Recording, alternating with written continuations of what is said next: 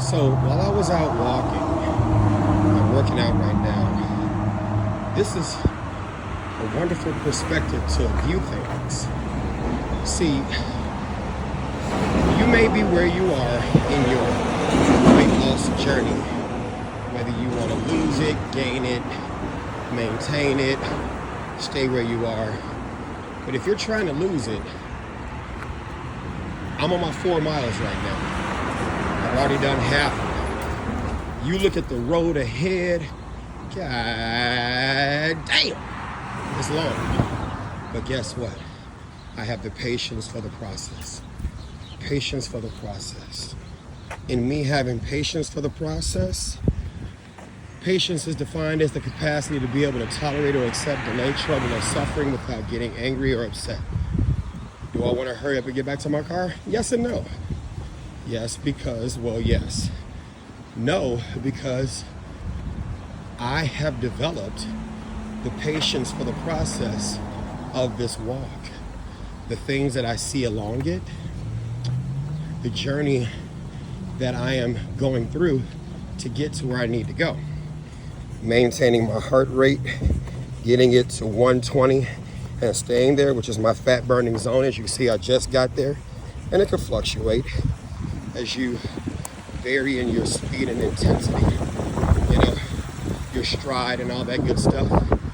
But that's another thing that makes working out so much worth it. And hopefully you get your kids into it. How do you develop patience in a child? You have them do things that involve the process. In process, there is time. See, people say patience is a virtue. I tend to disagree. It becomes virtuous when you teach them things that involve process.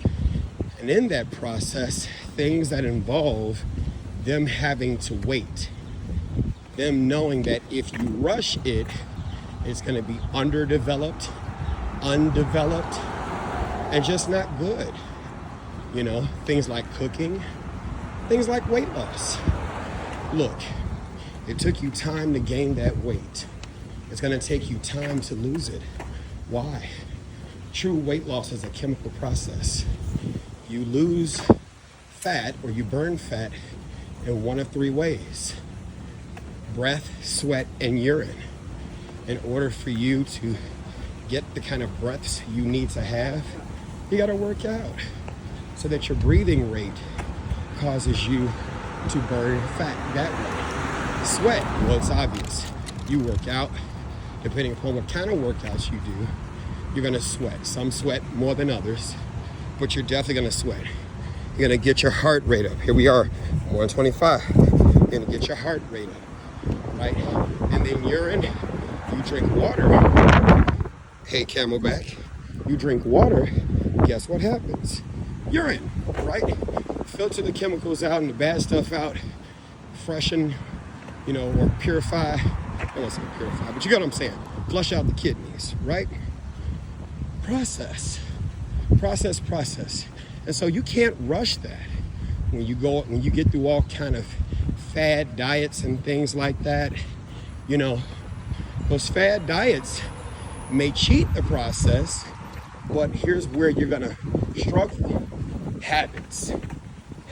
We as humans are the collections of 5 things: needs, education, experiences, habits, and motivations.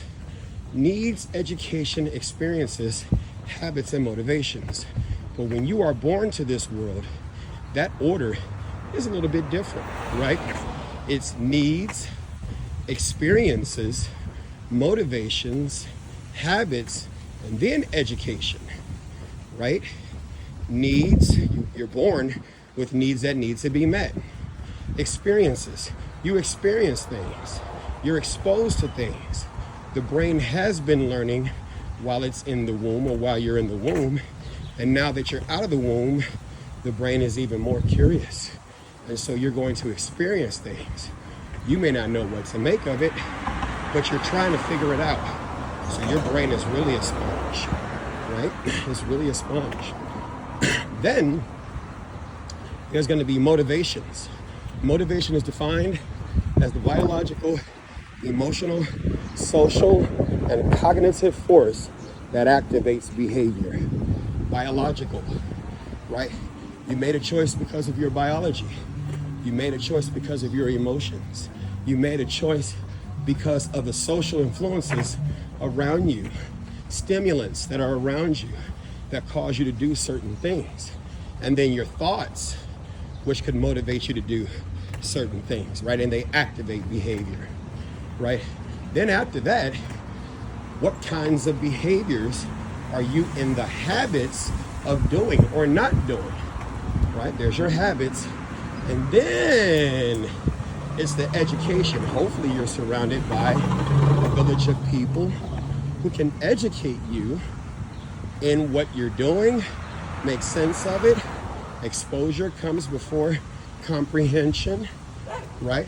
You're exposed to things, and then if you got people around who can help you make sense of things, then it's comprehension, right? And then it's education. We talked about that. So as you see, I'm walking, and what do you see? Oh, look at the road. As you continue to do things, I have the process, the patience for the process, right? So like I said, patience is not a virtue. It comes as a result of you being taught how to do things that involve the process of waiting so that it's done correctly. And the more you continue to teach things to children that involve process, their capacity gets developed. What is capacity? The maximum amount something can contain. Let me give you a little refresher. The definition of patience is the capacity to be able to accept or tolerate delay, trouble, or suffering without getting angry or upset. The capacity is defined as the maximum amount something can contain. How do you test capacity? Applications and pressure. You apply things to it, and then when you apply things to it, then what is applied to a thing has pressure with that. So pressure is applied to it to test the capacity. In order for us to test how you wait, we have to apply conditions that require you to wait. And so, how do you deal with that? Okay, I want this cake to come out right now. Well, you can rush it, but it's not cake. Okay, so I'll wait, and then I'll do something else to bide my time, or do something else constructive with my time while I'm waiting, if I'm the type of person that has to be busy to distract me from time. See, that's a better explanatory style than just saying, oh, I don't like to wait. Well, yeah, you don't like to, right? But you have to. Let's go through another one. In the book, Learn Optimism by Dr. Sigelman, he talked about a formula that helps you understand and helps you develop your optimistic explanatory style. I'm gonna put the camera down because this is a workout spot and people have the right to their privacy. And I don't want to make it seem like I'm recording them because I respect the process and the slight privacy that they'd like to have in working out. And here you got two ladies right by me. I don't want to make them uncomfortable, right? Unnecessarily, right? There are things that you can do. Good morning. Good morning. And I have manners. So, in continuing, right, we're talking about at ABCDE in developing optimism, because you have to have an optimistic explanatory style that's flexible for the context of what you need to be optimistic about. If it's low risk, optimism. If it's high risk, pessimism is needed because it'll give you that other side of what you may need to consider to move in a different trajectory.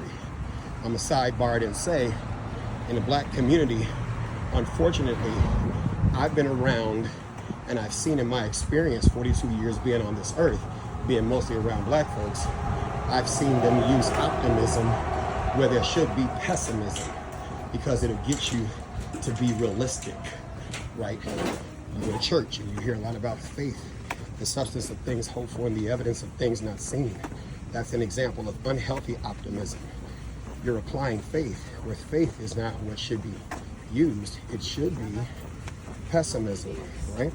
Good morning. So here we go. Let's get back to it. Adversity. Adversity is simply defined as difficulty, right? Then you've got the belief. What you believe about that adversity. Belief is simply something you hold to be true, not something that is true. It's just something you believe to be true. A lot of times people have assumptions and they operate on those assumptions as truths instead of doing the research to confirm whether it's true or not. Then you've got your consequences, right? So we got adversity. Look at this. Look at this. Look at this. 3 miles, 14:41. Now I'm gonna tell you something. My ankle was hurting. My ankle was hurting, but I was like, let me take it easy. So my first mile, it was at 16 minutes. Now through me walking, oh my God, my ankle feels so much better, and I've increased my speed to where I want to be naturally. I didn't rush it. I wasn't trying to hurt myself, right? Come on now, process, patience, process, patience, right? So here we go. Adversity, difficulties, right? Beliefs, something you hold to be true, not whether or not it is true, just something you hold to be true. And then consequence. Now consequence is really neutral. It's just something that happens as a result of a thing done. It's neutral. And so if you look at the consequence of your beliefs, you know, the minute you start to think that you're getting those bad thoughts or those pessimistic thoughts, one of the ways that you can do that, according to Sigelman, is distract yourself. Stop. Just tell yourself, stop. You got to interrupt those thoughts, because if you allow them to fester and sit, that's where depression resides, right? A severe low mood. When you harbor pessimistic thoughts about why bad things or good things happen to you. If you change your explanatory style about why good or bad things happen, then you'll help yourself get out of that depressive state. It's not as it's clinically defined in the DSM 3, 4, and 5. You know, therapists go to the DSM because they want to chronically give a person some type of illness or some type of disease, right? Primarily so they can get billed, but they can give them a label that they can continuously diagnose themselves with. You know, that's why I don't want to be a therapist. I want to be a therapeutic educator. I'm a therapeutic educator. I'm a therapeutic educator. Therapy is defined as something that is done to correct undesired behavior. Undesired behavior. And I want to be a therapeutic educator. I love that. So let's continue.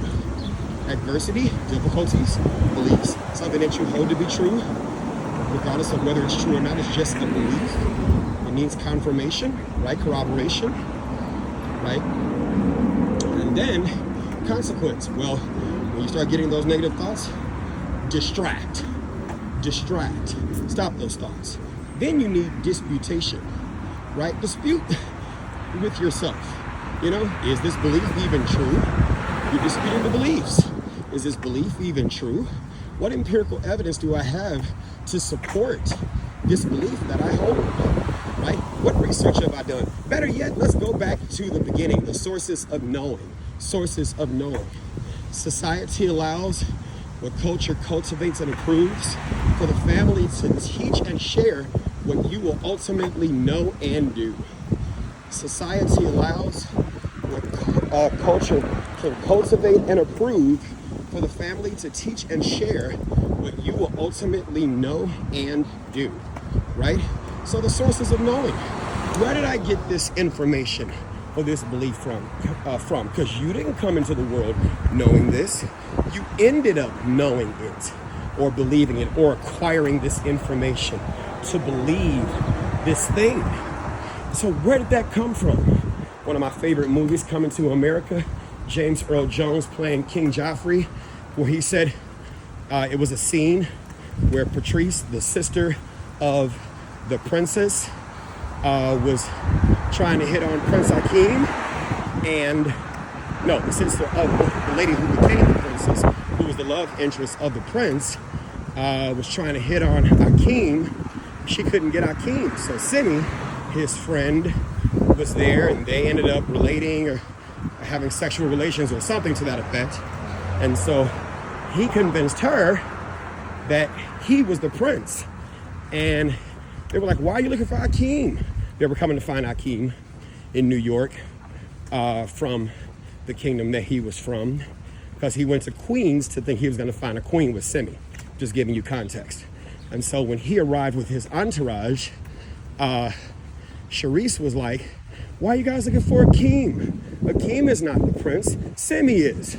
And King Joffrey turned around and said, who told you that? And so that has always stuck with me.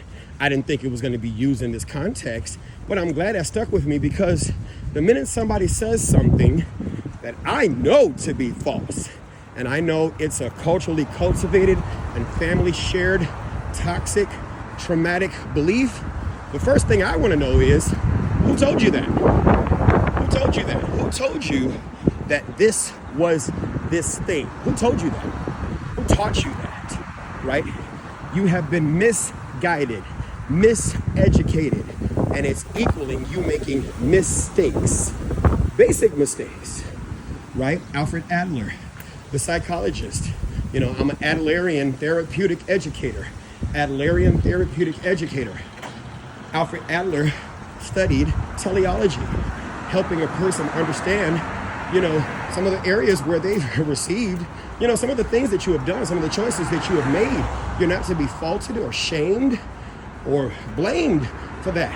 You made mistakes because you were misguided and miseducated by influential people whom you held to be,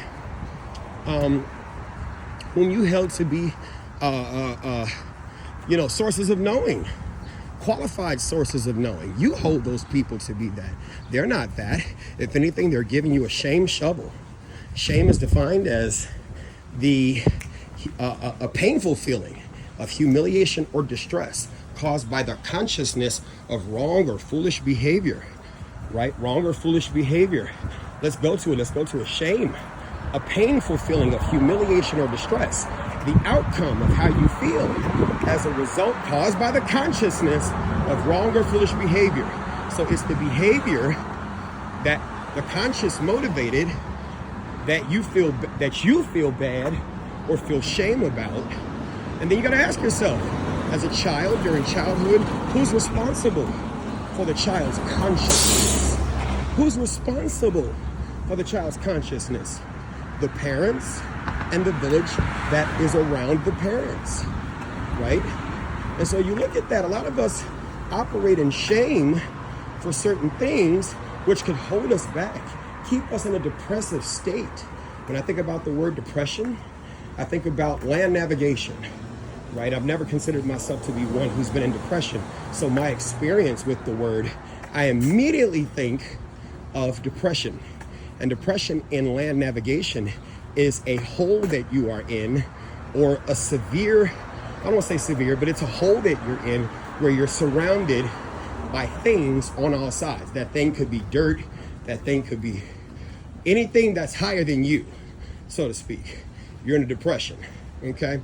And when somebody has given you the shovel of shame, in essence, you're digging yourself into a deeper hole that they also are in.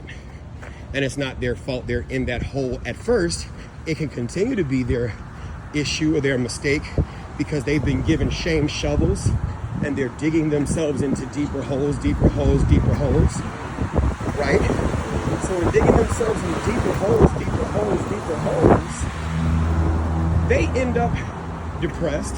Then they have children, and then they pass those shame shovels on to you. One of the reasons I don't like that word, the phrase, generational curses, is because the phrase, you know, sometimes people don't understand. Words mean things. Words really mean things.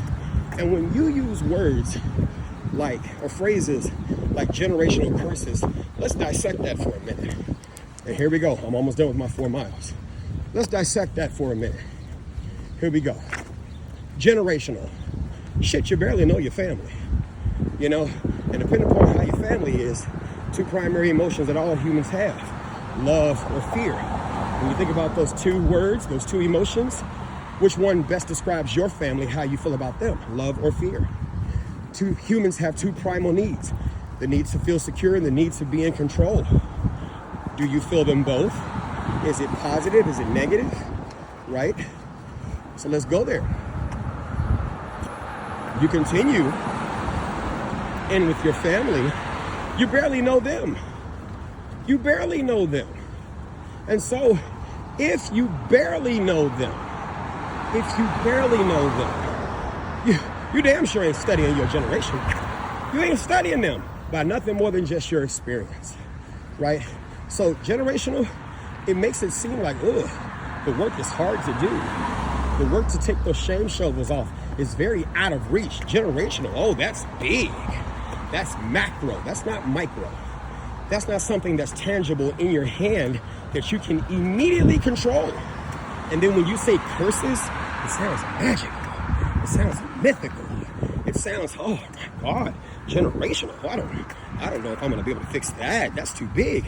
See, you have 2 types of thinking, right? You have concrete thinking and then you have abstract. Children think in concrete terms. It's black or white, this or that, friend or enemy, right? Love or hate, love or fear, anger or happy. You know, children think in concrete terms. And just because your body grows physiologically doesn't mean your mind grows psychologically. Psychological stages are stages that you have to develop out of the old and into the new. And when you develop out of those stages, hopefully you've gotten tools that will help you in the event that you return to that stage temporarily. When you return to that stage, what tools have you developed when you were previously in the stage that could help you bounce back, to be resilient? You get it? To be resilient. What are your knowledge, skills, abilities, confidence, competence, right? Adversity, difficulty. When you hear adversity, what's been your experience with the word used? Belief. What's been your experience with the word used? Consequence. What's been your experience with the word used? Distraction. What's been your experience with the word used? Why do I keep saying experience? Because remember I said, as a child, the order of needs, education, experiences, habits, and motivations are different. It's needs, right? Then it's experiences, because you're seeing things. Your brain is picking up on things, right? Then you get motivations, then you get habits, and then lastly, you get education. The goal of any parent should be to mix in early and often, education with those experiences so they can begin early on to get those tools. Don't see them as children, see them as human beings, right? I got that from the book. I read a lot, listen to a lot of audiobooks, right? I got that from the book, Weapons of Mass Instruction by John Taylor Gatto. Weapons of Mass Instruction by John Taylor Gatto. The history of from a 30-year school teacher about how the schools just make you reflexive, overly emotional beings who are designed to be the type of people that the workforce needs, not creating you to be open source learners. Open source learning is awesome. Go look it up, opensourcelearning.net, opensourcelearning.net.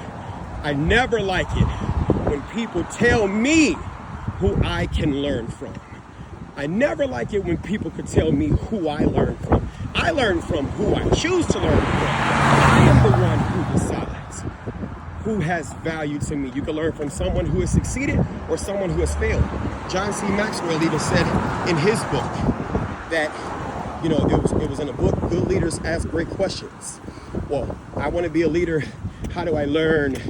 You know, I'm paraphrasing the question, what it is to be successful or how to do a thing. And I may be paraphrasing the question. Go get the book so you can understand the full question, but I definitely know his response. His response is, well, you need to develop relationships with people who are going to make this thing happen. And then you need to talk to those who have succeeded at this thing happening. And I automatically push back because I'm like, yeah, that's 2 of 3. You're missing some people. You need to talk to those who have failed. Well, why would you want to talk to those who have failed? Because failure is a part of success if you learn from it. And if failure is a part of success, if you learn from it, you want to talk to those who have failed. Why do you want to talk to those who have failed? Because they can teach you about what they did not take into consideration, right? Wisdom. Philosophy is the love of wisdom. Philosophy is the love of wisdom. Philosophy is the love of wisdom. And if you think about it, wisdom in the definition, in the dictionary, is defined as the quality of being wise by virtue of having knowledge, experience, right? Oh, goal achieved. 4 miles. Come on now. Come on now. Goal achieved. Stop. I'm trying to get my shit up here. Goal achieved. Goal achieved. Right? I gotta stop this. Hold on. Sorry. Y'all saw my watch acting up. I don't want to talk. Stop. Okay, here we go. That's where we at. Good. Right. The quality of being wise by virtue of knowledge, experience, and good judgment. Knowledge, experience, and good judgment. Proverbs 24:3-4 says, through wisdom, houses are built. With knowledge, its rooms are filled with treasure. Right? You don't have wisdom because you may have acquired knowledge, which is typically one person's perspective, or it could be a collection of perspectives that you've gotten. So there's context in the knowledge that you've received, right? We have to dissect that. But then the experience, right? And then good judgment, or judgment that you have made, which is actually that which is considered good. And that's a subjective analysis, because what may be good for one may not be good for the other. What may be good for the other may not be good for some. You see what I'm saying? So that's subjective too. So wisdom, it's a study, philosophy, the love of wisdom, right? And if you don't have experience and then understand what to make of it, right? And you don't have the knowledge because you haven't been exposed to the education, right? And then the judgments that you've made, well, they're good for you, but not good for a family, not good for the societal good, or not good for the context where this rating of good, better, best applies, or bad, horrible, worst, abhorrent, right? So, all right, you all walked half of my 2 miles with me. Patience, right? Patience is not a virtue. It becomes virtuous when you teach a person things that involve process, those things that involve process that require you to wait, you develop the patience that you need to actually be able to wait, because you understand what to do with your time. What to do with your time. What do I do with my time? What do I do with my time? Right? While you all were on the walk with me, I understand, of course I'm listening as well as I'm talking to you. I'm listening to a statistics podcast, and I often listen to audiobooks and a variety of different things because I want my mind to be fed. I want to be continuously educated. I love education. It just gives me more knowledge, right, to make of my experiences and the things that I've been through, right? So I'm either listening, distracting, so that I can wait while I'm walking, because it's a process to it. Okay? And then in that process, you also learn who to be patient about, right? What to be patient about, when to be patient, or when patient applies, where patient applies, the reason you should be patient, otherwise known as why, and then how to be patient, thereby making it virtuous. Virtue is a standard of behavior that is high and moral. A standard of behavior that is high and moral. You don't get high standards of moral behavior until you develop the skills of patience and then cultivate them where you become successful at being patient, thereby developing that virtue that people talk about as it relates to patience. Sometimes people weaponize patience as a virtue. And when they say that, one, They don't even know if you even know what the word virtue means. Hell, suffice it to say, they don't even know what the definition of patience means. They don't even know what the definition of capacity means. They don't even know what the definition of virtue is. If you doubt me and doubt the claim, ask a person, can you please give me the dictionary definition off of the top of your head what patience is? They can't tell you because they haven't studied it, but they claim to know, right? If you don't know the actual definition of it, what curriculum are you teaching me from? You're just teaching me from your experience. And if you have been misguided, then you are misguiding me. If you have been miseducated, then you are miseducating me. Does that make sense? Right? What's the definition of capacity? Right? What's the definition of virtue? Right? What's the definition of process? Right? You can barely wait. That's how you ended up creating me. You ended up creating me because you couldn't wait on God. You couldn't wait until you were qualified for marriage, parenting, and family. You couldn't wait. And so because of your trauma that you've been through, that you didn't ask to go through, but you've been through it, what did you do? Abraham Maslow talked about family being very center to your development and the needs that you need to have met as you're growing.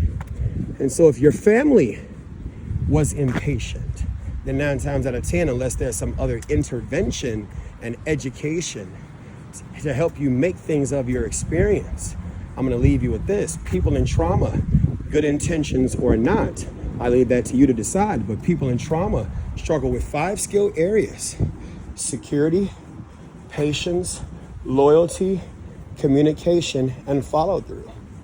Security, patience, loyalty, communication, and follow through. These are the things that people in trauma struggle with.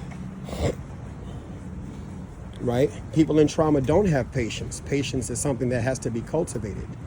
It has to be cultivated. It has to be taught.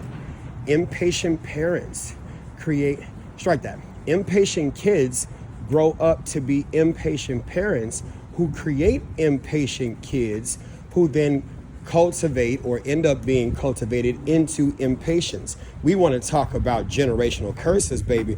That's too big of a term for your little mind. You got to go to the nucleus or to the micro of where it is. Let's work on things that you can work on. Let's work on patience, right? Let's work on casting off the shame shovels that are on your back. Let's lift that heavy burden off your shoulders of shame, right? One of the things that I find, I said I was going to stop, but it's hard to, right?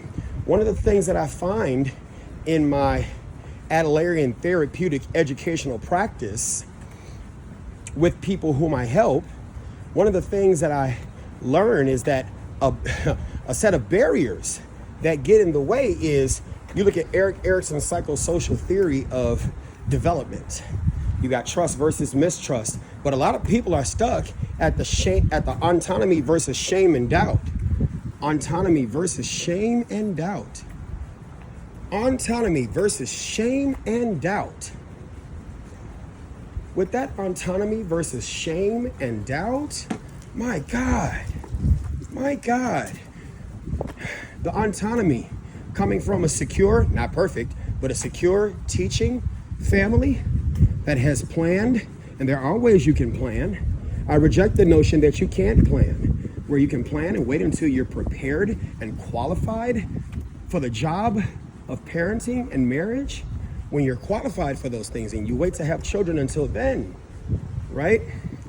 Then you end up you understand about attachment styles.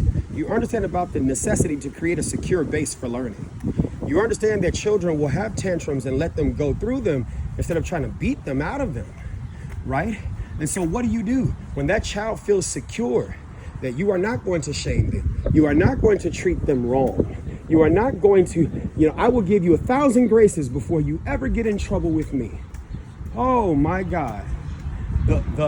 The heights that a child can go to, oh my God, it's beautiful.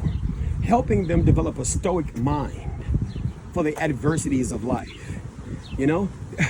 they will continue to try because you don't give them the shovels of shame. And you give them the tools that they need to see the shame coming, to see other people's attempts to shame them. And you will help them tell that other person, hey, respectfully, I understand how you feel, but I feel that you're giving me a shame shovel. I'm going to ask that you take this back. And if you don't take this shame shovel back, I'm going to cast it off and throw it into the sea or throw it into the ground. I will not put that shame shovel on my back. I don't want that burden, and I will not take that burden. Let your child say no. Let your child talk about what that no even means. Let your child talk about the boundaries they need to create. Let your child close doors and explain the reason they wanted to close that door, right? Let your child establish boundaries. Let your child express their feelings. Children who can't do that become parent pleasers, who then grow up to become people pleasers because of all the shame that they have on their back from all the shovels that were given to them, that puts them in a low mood and develops pessimistic explanations for why good or bad things happen to them. Making them qualified candidates for therapists who want to make money in keeping this person in a depressive state, weaponizing the DSM-5 and the other DSMs, or the diagnostic of statistic, you get it, the DSM-5 that the APA uses to categorize people with mental illnesses. And then next thing you know, a therapist, a trusted person ends up telling you you have ADHD, and now you begin to tell yourself over and over and over and over again. Some you tell yourself because that's what you believe you have, because you were told you have that. Others tell themselves those things constantly because of the treatment and attention it gives them. Attention-seeking behavior. You know, those are one of the huge barriers that get in the way of people getting that education they really need. And so you as a helper, if that's you, on this walk, I'm about to end this walk. I thank you for taking these 2 miles, 2.5 miles with me. This is where I'm at now. Heart rate is 111, right? 15 minutes, 26 average pace, that's good. 4.6. So y'all see, when I say I'm walking these miles, y'all know I'm not lying. You see me out here in the streets. You see me out here. You know I'm not lying. Thank you for taking that walk with me. You know, I urge you, if you're the type of person who, if you are a helper, you gotta be, don't y'all laugh in my ass. You gotta be specific at who you help, because this person reached out to me in my inbox and they were like, you're the type of friend that I need in my life. Can you be my friend? I didn't even respond. That's one thing I love about having notifications on my phone. I can see the message and catch it, but I don't want to let them see that I read it, right? And you got to be strategic about that. The answer is no. Look, you can't help everybody. You can't help everybody, baby. Sometimes people will drain your energy, putting you in a severe low mood, affecting how your explanatory style is. I'm telling y'all, you got to learn how to say no, baby. You got to learn how to say no, baby. You hear me? You got to learn how to say no. And sometimes saying no isn't saying no. Sometimes saying no is acting no. Come on, I'm going to say it again. Saying no sometimes ain't saying no, but saying no is acting no. Don't let society shame you for emotionally abandoning that person. You don't owe anyone how you feel. Respect is defined as a feeling of deep admiration for someone or something elicited by abilities, qualities, attributes, achievements, whatnot. Respect is subjective. Respect is how you feel about someone or something. Let not someone shame you for how you feel about anything, for those feelings are yours. They belong to you. They belong to you. And if you don't want to help somebody because you see they are emotionally draining, that is your right to not only say no, but act no.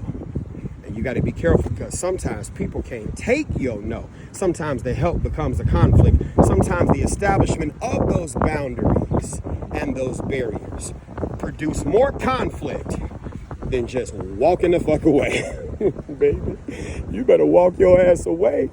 You better walk your ass. Look, if they go to court and try to say you were psychologically messing with them, which one would you rather it be known?